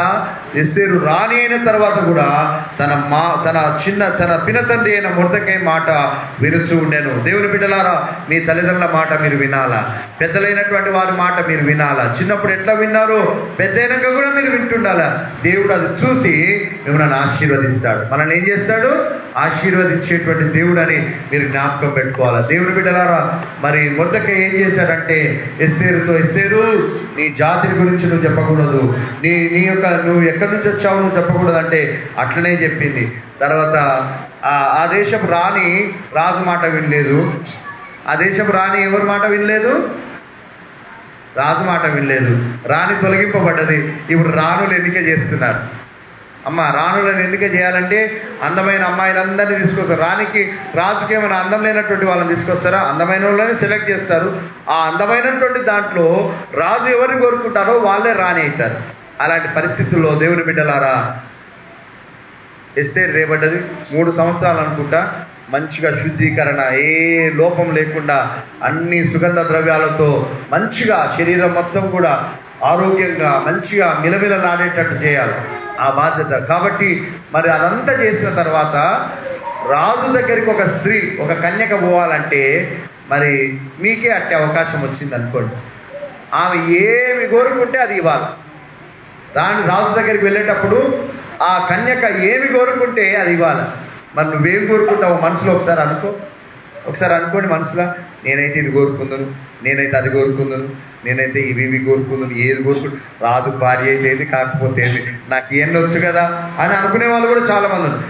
అయితే ఎస్తేరు ఏమి కోరుకోలే. ఆ నియామకుడు ఏమేమైతే ఇచ్చాడో, ఏమేమైతే పెట్టాడో, ఇవి పెట్టుకో అమ్మా, ఇట్లా ఉండమ్మా అంటే ఆ మాట జవదాటకుండా దాని ప్రకారమే పోయింది. దేవుని బిడ్డలారా, ఆ దేశానికి రాణి అయింది. దేవునికి స్తోత్రం. హల్లెలూయా, హల్లెలూయా. దేవుని బిడ్డలారా, నువ్వు ఎట్టి స్థితిలో ఉన్నా నీ యొక్క పరిస్థితిని నువ్వు మర్చిపోకూడదు. నీ యొక్క పరిస్థితిని నువ్వు మర్చిపోకూడదు. నువ్వు ఎంత పైకి ఎదిగినా కూడా నీవు ఎప్పుడు కూడా నీ యొక్క పూర్వస్థితిని మర్చిపోకూడదు. నీ జనాంగాన్ని మర్చిపోకూడదు. నీ ప్రజలను మర్చిపోకూడదు. నీ కుటుంబాన్ని మర్చిపోకూడదు. దాన్ని జ్ఞాపకం పెట్టుకోండి. ఎస్తేరుకు ఒక క్లిష్టమైన పరిస్థితి వచ్చింది. దేవుని బిడ్డలారా, అంతకంటే ముందుగా ఎస్తేరును చూసిన వారందరికీ కూడా ఆమె మీద ఏం పుట్టిందంట? దయ పుట్టింది. దేవునికి స్తోత్రం. హల్లెలూయా. మనం ఒకరిని చూస్తే కోపం వస్తుంది, ఒకరిని చూస్తే ఏమొస్తుంది? దయ పుడుతుంది. మరి ఎస్తేరును చూడగానే అందరికీ ఆమె మీద ఏం పుట్టిందని వాక్యం చెప్తుందంటే, ఎస్తేరు గ్రంథం 2వ అధ్యాయము 16వ వచనం. అమ్మ, ఎస్తేరును చూచిన వారందరికీ ఆమె యందు దయ పుట్టెను. ఏం పుట్టిందమ్మా? ఏం పుట్టింది చెప్పండి? ఎవరిని చూసినప్పుడు? ఎవరెవరు చూసిరు? చాలామంది చూశారు. అందరు చెప్పాలా మీరు? దయచేసి మీరు ఎటో చూడొద్దు. మీ స్త్రీలారా, మీ కొరకు ఎస్తేరును చూసిన వారందరికీ ఆమె మీద ఏం పుట్టింది? దయ పుట్టింది. దయ పుట్టడానికి కారణం ఏంటంటే, సామెతల గ్రంథం 13:15 ఏముందంటే, సుబుద్ధి దయను సంపాదించును. దయ ఎందుకు పుడుతుందమ్మా? మంచి బుద్ధి ఉంటే వాళ్ళ మీద ఏం పుడుతుంది? దయ పుడుతుంది. ఎస్తేరుకి ఏం బుద్ధి ఉంది? సుబుద్ధి ఉంది. ఎస్తేరుకి ఏం బుద్ధి ఉంది? చెడు బుద్ధి లేదు, దుర్మార్గరాలు కాదు, మంచి బుద్ధి ఉంది. కాబట్టి ఆమె మీద అందరికీ కూడా దయ కలిగింది. అదే రీతిగా ఎస్తేరు దీర్ఘశాంతం గల వ్యక్తి. ఎందుకంటే సామెత గ్రంథం 19:11 ఏముందంటే, ఒకరి సుబుద్ధి వానికి దీర్ఘశాంతమునిచ్చును, తప్పులు క్షమించుట అట్టి వానికి ఘనతనిచ్చును. అదే రీతిగా ఆ రాజు కూడా ఆమెను స్వీకరించడానికి గల కారణం ఏంటంటే, ఆమెలో ఉన్నటువంటి బుద్ధిని చూశారు. ఎట్లా చూశారో మనకు తెలియదు. ఆ దయ కలిగిన కారణం ఏంటంటే, ఆమెలో ఉన్నటువంటి సుబుద్ధి. ఒకవేళ ఆ నియామకుడే వచ్చి, రాజా ఆమె నేను ఏమి ఏర్పాటు చేస్తే అవే ధరించుకుంది, అందరు అడిగిన రీతిగా లేదు, ఈమెనే శ్రేష్ఠురాలని ఆమె చెప్పిండో ఏమో తెలియదు, ఎట్లయిందో తెలియదు, కానీ రాజు కూడా ఆమె మీద దయ పుట్టింది. దేవుని బిడ్డలారా, 19వ అధ్యాయం 14వ వచనంలో సామెతల గ్రంథంలో, సుబుద్ధి గల భార్య యెహోవా యొక్క దానము. మంచి బుద్ధి కలిగినటువంటి ఆ భార్య ఆ అన్యుడైనటువంటి ఆ రాజుకు దానముగా ఇవ్వబడ్డది. అయితే దేవుని బిడ్డలారా, అంత మంచిగా ఉంటుందా ఎప్పుడైనా పరిస్థితి? అమ్మా, మీ జీవితంలో ఎప్పుడు మంచిగానే ఉంటుందా? చెప్పండి. రాని అయిన మాత్రాన, అన్నీ ఉన్నంత మాత్రాన ఎప్పుడు మంచిగానే ఉంటుందా? పిడుగు లాంటి వార్త ఏంటంటే, ఆమె జనాంగం మొత్తం నాశనం కాబోతుంది. ఎస్తేరు యొక్క జనాంగం మొత్తము నాశనం కాబోతుంది. నాశనం అయ్యేటువంటి హామాన్ అనేటువంటి శత్రువు నాశనం చేయాలనుకున్నప్పుడు ఆ ఎస్తేరు దగ్గరికి మొర్దెకై పంపిస్తాడు. ఇట్లా అవుతుంది అంటే, అయ్యా నేను 30 రోజుల నుంచి రాజు నన్ను ఇంతవరకు పిలవలేదు. రాజు గనక సెలవీయకుండా ఎవరైనా రాజమందిరంలోకి వెళ్తే రాజు తన దండాన్ని చూపెడితే తప్ప అతను బ్రతకడు. అర్థమవుతుందా? మీకు అర్థమయ్యేటట్టు చెప్పాలా అమ్మా? అర్థమయ్యేటట్టు చెప్పాలంటే ఏంటంటే, ఇప్పుడు కరెంటు పోయింది. ఇందాక కరెంటు పోయినప్పుడు కరెంటు పోయింది, దాన్ని ఏళ్ళు పెట్టాడు, ముట్టుకోండి అని చెప్పినాను అనుకోండి. ముట్టుకోండి, ఏం కాదు. కానీ ఒక విషయం, ఎప్పుడు కరెంట్ వస్తుందో తెలియదు. కరెంట్ వస్తే ఏమవుతుంది? షాక్ కొట్టి చచ్చిపోతుంది. రాజు చూపెట్టాడో దండం తెలియదు.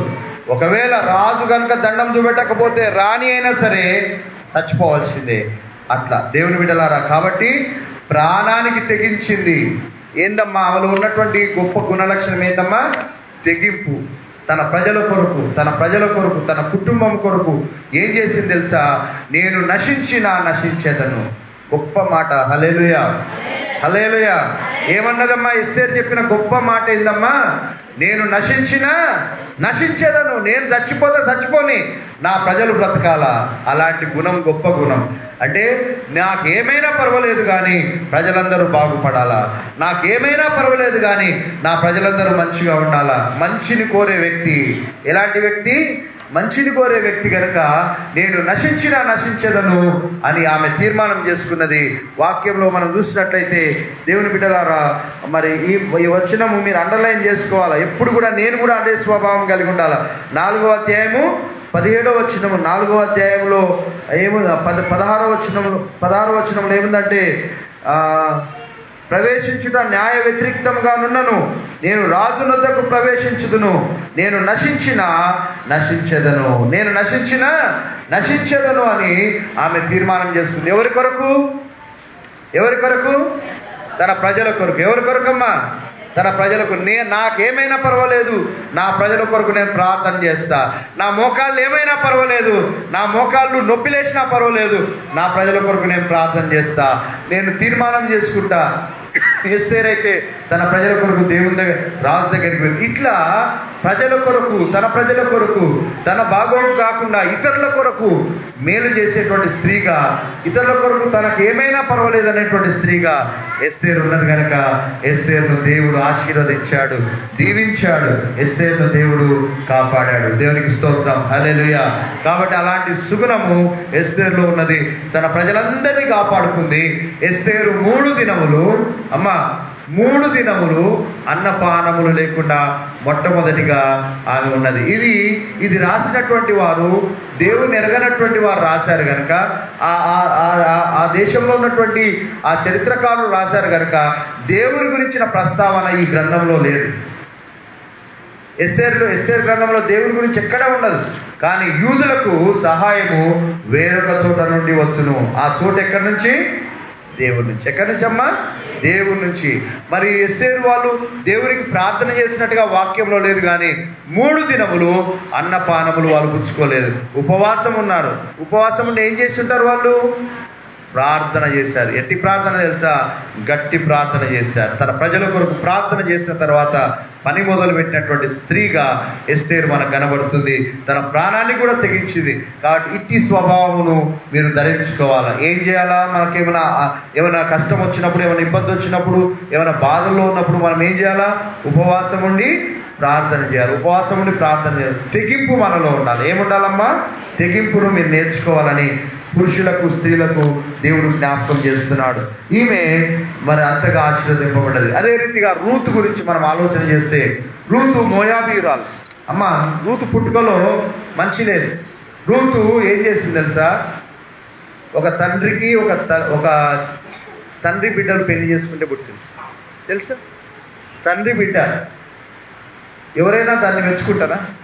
ఎవరైనా దాన్ని స్వీకరిస్తారా? ఎవరైనా దాన్ని అంగీకరిస్తారా? చాలామంది వేరేటోళ్ళు దేవుని వాక్యాన్ని వ్యతిరేకిస్తూ ఏమంటారు? మీ బైబిల్లో ఏముంది? తండ్రి బిడ్డలు పెళ్లి దేవుడు చేసుకోమని చెప్పి, దేవుడు చేసుకోమన్నాడా? చేసుకోవాలి. వాళ్ళ అవివేకాన్ని బట్టి వాళ్ళు చేసుకున్నారు. అందుకే వాళ్ళు శాపగ్రస్తులుగా ఉన్నారు. కానీ ఆ శాపగ్రస్తమైనటువంటి ప్రదేశంలో నుండి ఒక స్త్రీ ఇశ్రాయేలు దేశంలోకి వచ్చింది. ఆమె పేరేం పేరంటే రూతు. ఆమె పేరేం పేరమ్మా? రూతు. మోయాబీయురాలు. ఆమె దేవుడికి వాళ్ళంతా ఇష్టం లేదు. ఎందుకంటే వాళ్ళు అట్లా అక్రమ సంతానంగా వాళ్ళు ఉన్నారు కాబట్టి. అయితే దేవుని బిడ్డలారా, దాంట్లో నుంచి కూడా వజ్రం వచ్చింది. దాంట్లో నుంచి ఎవరు వచ్చిందమ్మా? వజ్రం లాంటి అమ్మాయి వచ్చింది. ఆమె పేరేం పేరు? రూతు. ఇంకొక అమ్మాయి కూడా వచ్చింది. కానీ ఆమె ఆ అవకాశాన్ని కోల్పోయింది. ఎట్లా అంటే, నీ జనానికి పోయి నువ్వు చేసుకో అంటే అత్తకు ముద్దు పెట్టి వెళ్ళిపోయింది. కానీ రూతు ఏమన్నా తెలుసా? నీ జనమే నా జనము, నీ దేవుడే నా దేవుడు, నీ జనమే నా జనము, నీవెక్కడ పాతి పెట్టబడతావో అక్కడ నేను పాతి పెట్టబడతాను, అదే రీతిగా నేను నీతోనే ఉంటాను అని ఆమె దేవుని యొక్క సురక్షితమైన రెక్కల నీడ క్రిందికి ఆమె వచ్చింది కనుక యేసు ప్రభు యొక్క వంశావళిలో ఆమె ఉన్నది. దేవునికి స్తోత్రం, హల్లెలూయా. ఎక్కడ ఉన్నదమ్మా? ఎందుకు? విధేయత చూపించడం ద్వారా, దేవునికి భయపడటం ద్వారా, దేవుడు అంటే తెలుసుకొని, ఆ కోడలు తెలుసుకుంది, ఈ కోడలు తెలుసుకుంది. కానీ ఆ కోడలు నిర్ణయం తీసుకోలేకపోయింది. అర్థమైందా అమ్మా? ఆ కోడలకు తెలుసు దేవుడు అంటే, ఈ కోడలు, ఇద్దరు కోడళ్ళకు తెలుసు. కానీ నిర్ణయం తీసుకోలేకపోయింది. తన జన్లతో వెండడానికి వెళ్ళిపోయింది. కానీ ఈ కోడలైతే నేను దేవుని ప్రజలతో ఉంటానని వచ్చింది. ఆమె ఆమె కడుపులో నుండి వచ్చినటువంటి వాళ్ళు దావీదు ఉన్నాడు, యేసు ప్రభు ఉన్నాడు. ఈ రీతిగా ఆమె గొప్ప పేరును పొందుకున్నది. రూతు ద్వారా మనం నేర్చుకునేటువంటి ఆ సత్యం ఏంటంటే, స్త్రీలారా మరి దేవుని దగ్గరికి రావాలా, దేవుని బిడ్డలతో సహవాసం చేయాలా. నువ్వు ఎట్టి స్థితిలో ఉన్నా నీ జీవితము, పాత జీవితం గురించి ఆలోచన చేయకు, నీ యొక్క పాత గతిని, పాత స్థితిని ఆలోచన చేయకు. కానీ నువ్వు ఇప్పుడు ఎట్లా ఉన్నావో దాని గురించి నువ్వు ఆలోచన చేసి దేవుని దగ్గరికి నువ్వు వచ్చినట్లయితే, దేవుని దగ్గరికి నువ్వు వచ్చినట్లయితే, దేవుని తట్టు నువ్వు తిరిగినట్లయితే దేవుడు నిన్ను ఆశీర్వదిస్తాడు. హల్లెలూయా. మరి ఆమె తోటికోడల గురించి ఇంకెక్కడైనా రాయబడ్డదా? రాయబడలే. ఆమె ఎటుపోయిందో తెలియదు, ఆమె సంతానమేమో. కానీ నువ్వు తీసుకునే నిర్ణయాలు గొప్పవై ఉండాలా. నువ్వు దేవుని కొరకు తీసుకునే నిర్ణయాలు, మంచి నిర్ణయాలు తీసుకుంటే దేవుడు నిన్ను ఆశీర్వదిస్తాడు, నీ కుటుంబాన్ని ఆశీర్వదిస్తాడు. మరి ఈరోజు నువ్వు ఒక నిర్ణయం తీసుకుంటావా? నువ్వు ఏ స్థితిలో ఉన్నా సరే నువ్వు మార్పు నొంది దేవుని తట్టు తిరిగి, దేవుడా నేను ఇప్పటి నుంచి కొండాలు చెప్పను, నేను ఇప్పటి నుంచి అబద్ధాలు ఆడను, ఇప్పటి నుంచి ఆ పాడు పనులు చేయను, ఇప్పటి నుంచి చెడుతనం చేయను, ఇటువంటివన్నీ నేను చేయకుండా వీటన్నిటిని విడిచిపెడతా, నేను నీ తట్టు తిరుగుతా, నీ వైపు చూస్తా, నీ మీదనే భారం పెడతాను. నువ్వు దేవుని తట్టు కనుక తిరిగితే దేవుడు నిన్ను ఏం చేస్తాడంటే గొప్ప జనంగా చేస్తాడు, గొప్పగా ఆశీర్వదిస్తాడు, గొప్పగా నిన్ను దీవిస్తాడు. కాబట్టి దేవుని బిడ్డలారా, రూతు, అదే రీతిగా షిఫ్రా, పూయాల్ అనేటువంటి మంత్రసాను నర్సులు ఉన్నారు. అమ్మ, నర్సులు ఏం చేస్తారు? నర్సులు ఏం చేస్తారు? మంత్రసానులు ఏం చేస్తారు? డెలివరీలు చేస్తారు కదా. మంత్రస్థానంలో ఏం చేస్తారు? డెలివరీలు చేస్తారు. ఆపరేషన్స్ అయితే ఇప్పుడు చేస్తున్నారు, కానీ మంత్రస్థానంలో డెలివరీ చేస్తారు. డెలివరీ చేసేటప్పుడు కొంతమంది ఏం చేస్తారంటే ఎవరైనా డబ్బులు ఇచ్చి చంపేస్తారు కూడా. మరి దేవుని బిడ్డలారా, మన ఆ సమయంలో షిఫ్రా, పూయాలు ఏం చేశారు తెలుసా? మరి ఆ దేశంలో ఒక రాజు ఏం చేశాడంటే, మగ పిల్లగాడు పుడితే చంపేయండి, ఆడపిల్ల పుడితే ఏం చేయాలా? బ్రతకనియండి అని చెప్పినప్పుడు షిఫ్రా, పూయాలు దేవునికి భయపడ్డారు. ఎవరికి భయపడ్డారు? దేవునికి భయపడి వాళ్ళు మగపిల్లలు పుట్టినా బ్రతకనిస్తున్నారు. బ్రతకనిచ్చినప్పుడు వారు రాజు, అరే నేను ఇట్లా చేస్తున్నా కూడా వీళ్ళందరూ ఇట్లా అభివృద్ధి పడుతున్నారంటే వాళ్ళు వచ్చేయమంటారో తెలుసా? హెబ్రీ స్త్రీలు ఐగుప్తు స్త్రీల వంటి వారు కాదు, వారు చాలా చురుకైనటువంటి వారు. మేము వాళ్ళ ఇంటికి పోకముందే వాళ్ళు పీటల మీద కూర్చొని వాళ్ళే కంటున్నారు.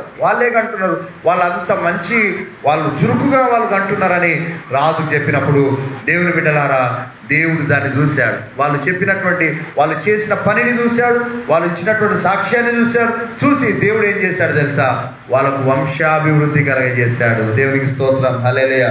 వాళ్ళ వంశం అంట అభివృద్ధి అయ్యేటట్టు దేవుడు చేసినట్టుగా వాక్యంలో చూశాడు. కాబట్టి నీవు తీసుకునే నిర్ణయాలే, నీవు నడిచే నడవడికనే నీ జీవితాన్ని, నీ కుటుంబ జీవితాన్ని, నీ యొక్క వ్యక్తిగత జీవితాన్ని, అదే రీతిగా నీవు ఎదగటానికి అన్నిటికీ కారణం అవుతుంది. కనుక నీ ఒక్క నిర్ణయం, స్త్రీలారా, నీ ఒక్క నిర్ణయం, నీవు తీసుకునే ఒక్క నిర్ణయము నీ కుటుంబానికి ఎంతో ఆశీర్వాదకరంగా ఉంటుంది.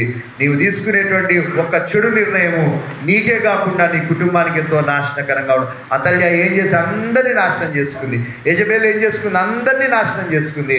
ఆ రీతిగా ఉండకూడదు. కానీ మంచిగా జ్ఞానవంతురాలు తన ఇల్లు కట్టును, 3 రాళ్ళు తన చేతులతో తన ఇల్లును ఊడబెరుకును. మరి నువ్వు జ్ఞానవంతురాలుగా ఉంటావా, 3 రాళ్ళుగా ఉంటావా? అది దేవుడు నేను ఆలోచించమని కోరుతున్నాడు. నువ్వు జ్ఞానవంతురాలుగా ఉంటావా, 3 రాళ్ళుగా ఉంటే నీ ఇంటిని నువ్వే ఏం చేస్తావు? అంతా తీసి పడేసుకుంటావు. జ్ఞానవంతురాలు అయితే నీ ఇంటిని నువ్వే కట్టుకుంటావు. కనుక జ్ఞానవంతురాలుగా ఉండాలా. కుటుంబంలో స్త్రీలారా, మీరు ఎంతో ప్రాముఖ్యం. ఒక భార్యగా కర్తవ్యం ఉంది, ఒక తల్లిగా కర్తవ్యం ఉన్నది, ఒక అక్కగా కర్తవ్యం, ఒక చెల్లిగా కర్తవ్యం. అనేకులకు కౌన్సిలింగ్ చేసేవారుగా ఉంటారు, అనేకులకు ఆలోచన చెప్పేటువంటి వారుగా ఉంటారు. కాబట్టి మీరు ఓపిక కలిగి ఉండాలా, మీరు మంచిగా ఉండాలా. మీ మాటలు ఒకరు కోప్పడుతున్నా కూడా వాళ్ళను ఆగండి అని వాళ్ళని మెల్లగా, మృదువుగా డీల్ చేసేటువంటి వారుగా ఉండాలి అని దేవుడు మీకు జ్ఞాపకం చేస్తున్నాడు. ఎంతో మంది ఉదాహరణలు ఉన్నాయి. ఇంకా బైబిల్లో మనం చూస్తే, మరి నాబాల్ అనేటువంటి వ్యక్తి చచ్చిపోతుండే భార్య లేకపోతే.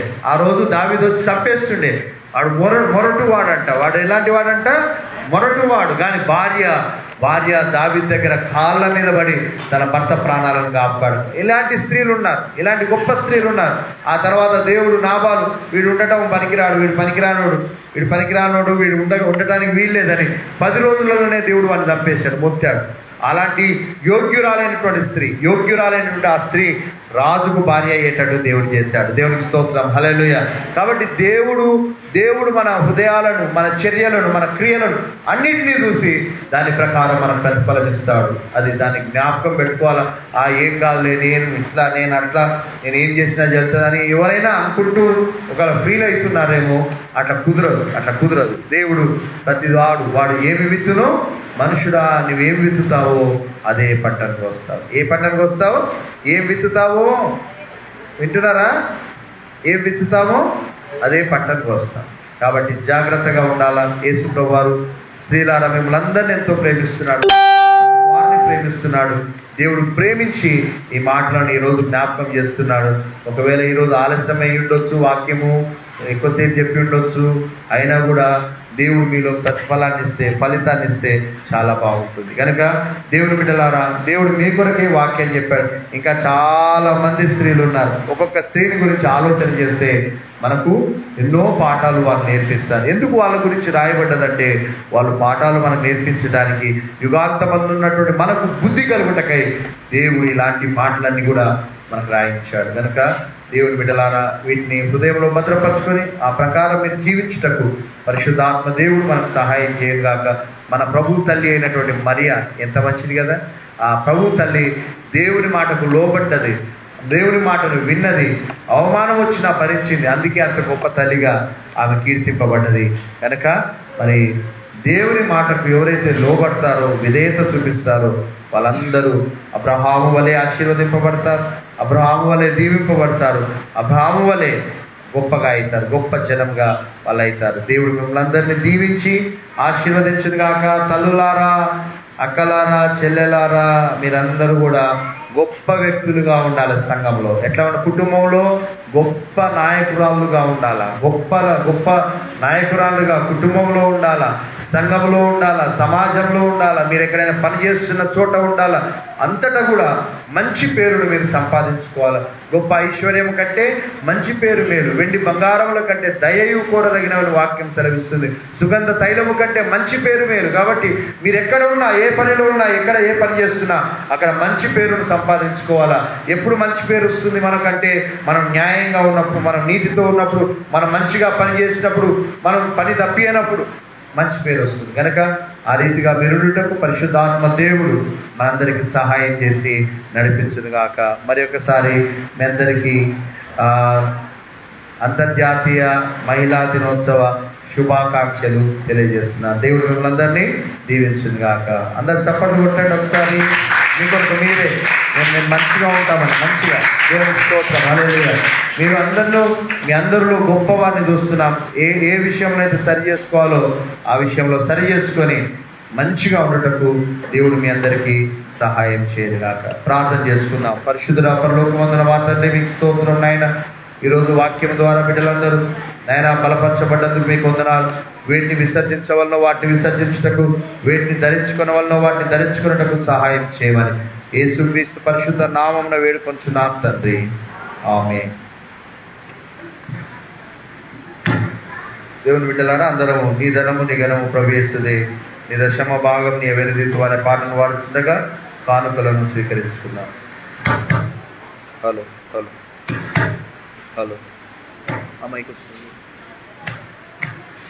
హలో హలో హలో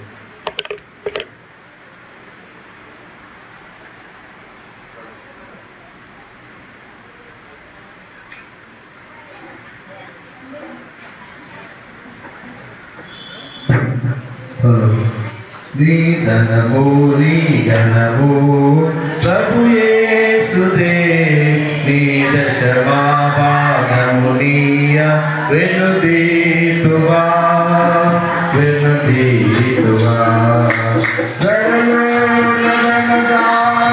ధాన్యములనీయగా కరుణించి కాపాడి రక్షింపగా,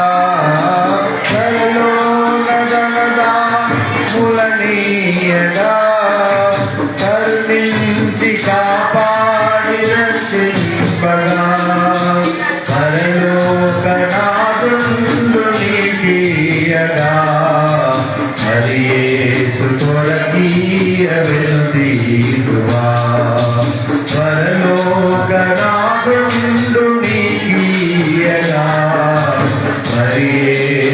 కొరకీయ వెనుదీయువా నీ జనము ప్రభు యేసుడే నీ దశమా పాదమునియ వెనుదీయువా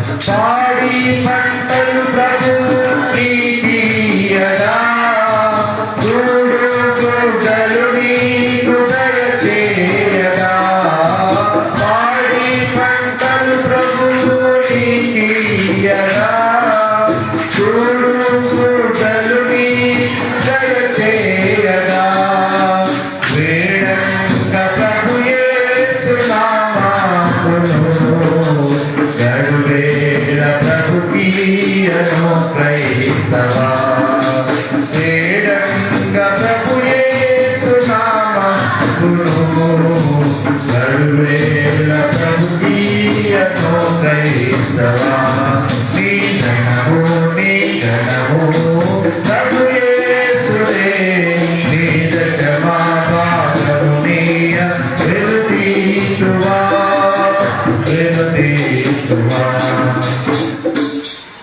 అర్పించబడిన కానుకల నిమిత్తము మనందరి పైన దేవుని యొక్క ఆశీర్వాదం ఉన్నట్లుగా ప్రార్థన చేసుకున్నాం. మా తండ్రి మీ నామమునకు వేల కొలదిగా వందనాలు కృతజ్ఞతాస్తుతులు స్తోత్రం చెల్లిస్తున్నాం. కృపగల దేవానికి స్తోత్రం నాయన, మీరు ఇచ్చిన వాటిలో నుండే కృతజ్ఞత కలిగి నాయన నీ సన్నిధిలో సమర్పించడానికి ఇచ్చిన భాగ్యం బట్టి నీకు స్తోత్రం. అందరి హృదయంలో అంతరంగంలో ఎరిగిన దేవుడు నైనా ప్రభా తండ్రి ఆకాశపు వాక్యులను విప్పి పట్టజాలడంత విస్తారమైన దీవెనలు ప్రతి కుటుంబం పైన ప్రతి వ్యక్తి పైన కుమరింపజేసి ఎక్కలేనంత ఎత్తైన కొండ మీదకి మమ్మల్ని ఎక్కించుగా నీకే వందనాలు కృతజ్ఞతాస్తుతులు స్తోత్రం చెల్లిస్తూ యేసు క్రీస్తు పరిశుద్ధ నామమున వేడుకొచ్చున్నాం తండ్రి, ఆమేన్. దేవుడు బిడ్డలారా, ఈ ఆరాధనలో పాల్గొన్నందుకు దేవుడు మీ అందరిపైన సమృద్ధైన దీవెనలు ఆశీర్వాదాలు కుమరింపచేయగాక. ఈ వార కార్యక్రమములు మరి యథావిధిగా మనకు జరుగుతాయి. బుధవారం రోజు అదే రీతిగా శుక్రవారం రోజు ఉదయం 11 గంటలకు ప్రార్థన ఉంటుంది. బుధవారం 6:30కు ప్రార్థన ఉంటుంది. తర్వాత ఆదివారము 8:30 గంటలకు సండే స్కూల్, 10:30 గంటలకు చర్చ్ సర్వీస్ జరుగుతుంది. కాబట్టి మీరందరూ జ్ఞాపకం పెట్టుకొని అన్ని కార్యక్రమాల్లో వీలైనంత వరకు పాల్పొందాలని మీ అందరికి తెలియజేస్తున్నాను. ఎందుకంటే అనేకమైన పనులు ఉంటాయి, చాలామంది పనులకు వెళ్తుంటారు. కాబట్టి ఆదివారం అయితే దేవుడి మందిరంలో గడపడానికి మీరు తప్పకుండా నిర్ణయం చేసుకొని రావాలా. దేవుడు మిమ్మల్ని అందరినీ దీవించుగాక. అందరు లేచి నిల్చున్నట్లయితే ప్రభు నేర్చిన ప్రార్థన ఆశీర్వాదంతో మనం ముగించుకున్నాం. పరలోకమందున మా తండ్రి, నీ నామం పరిశుద్ధపరచబడును గాక, నీ రాజ్యం వచ్చును గాక, నీ చిత్తం పరలోకమందు నెరవేర్చినట్టు భూమి మీద నెరవేరును గాక. మాకు కావాల్సిన ఆహారం నేడు మాకు దయచేయి. మా రుణస్థులను మీకు క్షమించిన ప్రకారం మరణములు క్షమించు. శోధంలోనికి ఏకాదశి నుండి తప్పించు. ఎందుకంటే రాజ్యము, బలము, మహిమ నిరంతరం నీవైనవి తండ్రి, ఆమేన్. మన ప్రభువైన యేసుక్రీస్తు యొక్క కృప, పరమ తండ్రి అయిన దేవుని ప్రేమ, పరిశుద్ధాత్మ యొక్క అన్యోన్య సహవాసం సదాకాలం మనందరికీ తోడైన నడిపించునుగాక, ఆమేన్. ఆశీర్వాదము మా మీద వర్షింపజేయుమీశా,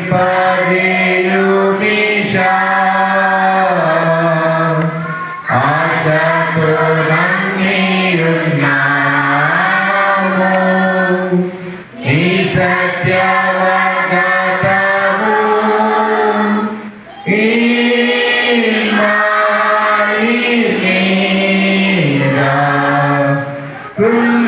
కుమ్మాయించుము దేవా, బ్రహ్మర ప్రేమ వర్షాలు, కుమ్మాయించుము దేవా. అందరికీ వందనాలండి. వందనాలు.